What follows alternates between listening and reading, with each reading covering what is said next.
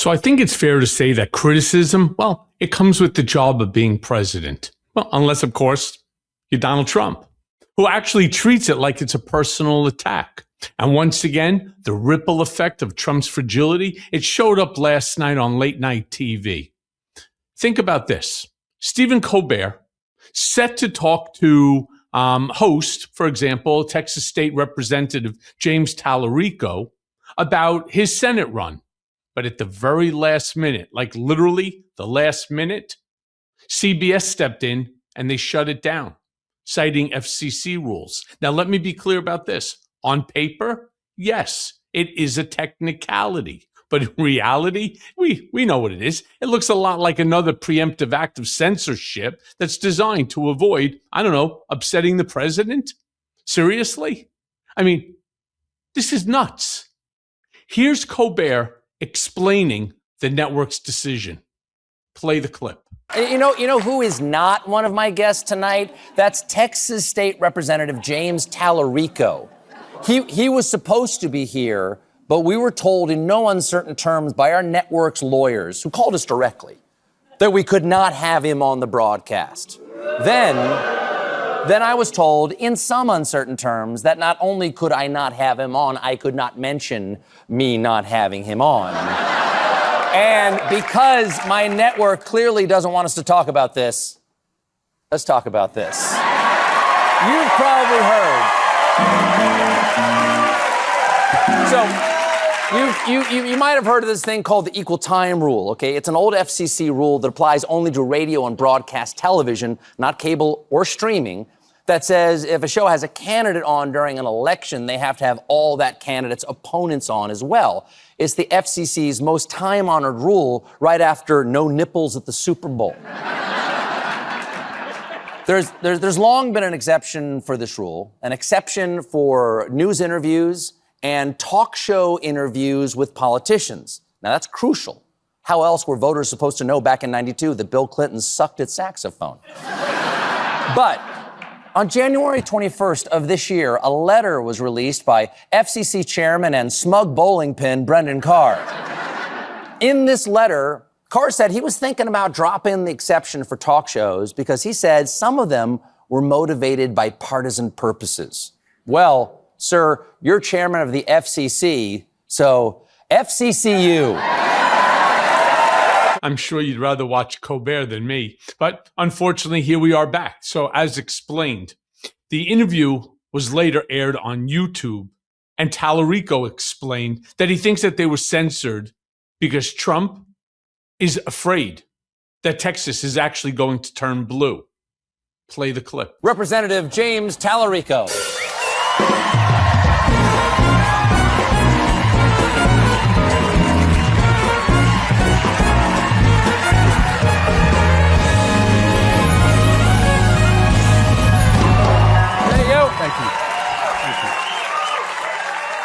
Now, here's the thing. I don't usually say this to a guest, but if people are watching this right now, it's because they found us online on YouTube. I did an act of the show that's on tonight explaining why. It's not the first time you've caused some drama. FCC opening probe into The View after appearance by Talarico. Do you mean to cause trouble? I think that Donald Trump is worried that we're about to flip Texas.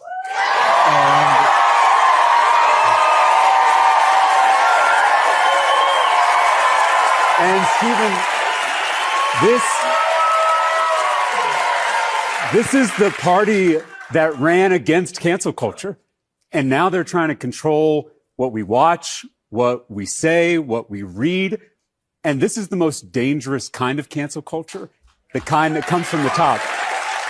They went after The View because I went on there. They went after Jimmy Kimmel for telling a joke they didn't like. They went after you for telling the truth about Paramount's bribe to Donald Trump. Corporate media executives are selling out the First Amendment to curry favor with corrupt politicians. And a threat to any of our First Amendment rights is a threat to all of our First Amendment rights. Where was James when they were Reminded me back to Otisville because I refused to waive, my First Amendment constitutional right. Let me be crystal clear. He's spot on. It's absolutely wrong. It's ridiculous that they did it. It's funny. They would not be doing the same thing if it was a Republican that was going on the show. And yes, they are concerned, despite the gerrymandering, they are concerned that Texas is going to turn blue. Now, Texas Governor John Cornyn, he's actually running for re-election in Texas. And Trump, well, he was asked last night if he's actually going to endorse him. Play the clip. A lot of Republicans in D.C. are asking you to endorse John Cornyn, but you haven't yet. Is there a chance you would endorse Paxton, and why haven't you endorsed Cornyn? I just haven't made a decision on that race yet. It's got a ways to go, and I haven't. He's a good man. John is I like all three of them, actually. I like all three. Those are the toughest races. They've all supported me. They're all good, and you're supposed to pick one. So we'll see what happens, but I support all three. Hey, maybe what they should do is, maybe go back and gerrymander Texas so that you don't have one district that's 500 plus miles long. Welcome back to the Michael Cohen Show on our continued journey to 1 million subscribers. Let's get there, right? It's going to take some work, but let's get there. Hit subscribe, watch, comment, and please share, because this nonsense, it's got to stop. Now, also, again, on a programming note, I do want to let people know that while Mea Culpa and Political Beatdown are no longer on the Midas Touch Network, the shows are not going anywhere. And in fact, they're soon going to be on my YouTube channel right here at The Michael Cohen Show, or wherever you listen to your podcasts. Now, as I always say, Trump truly does like the adage of it only matters who counts the votes. You've heard me say it many times. Doesn't matter who you vote for. All that matters is who counts the vote. And as states like Texas and Florida right now threaten to flip, he's actually getting pretty worried about these upcoming midterms. Voter ID and the SAVE Act, they're his latest efforts. It's the entire administration's now concentration to figure out how to control this election. Play the clip. They want voter ID. The population, 98%, want voter ID. They don't want voter ID because they want to cheat in elections. They also want other things. They don't want mail-in ballots. They want to end mail-in ballots, which is corrupt. And one other thing that they're insisting on is proof of citizenship. And the Democrats don't want to give proof of citizenship. They don't want to give voter ID. Think of it. Who wouldn't want proof of citizenship? I ask you, Steve. Who wouldn't want voter ID? And why would you want mail-in ballots if you know it's corrupt? It's a corrupt system. We're the only country in the world that has this system of mail-in ballots. Think of it. The only country in the world that has this system of mail-in ballots, because they cheat. And the fact is, they could never get elected if they ever changed. They know it. If you had voter ID, if you had proof of citizenship, they could never win an election. And they know that, and they're fighting to the hilt.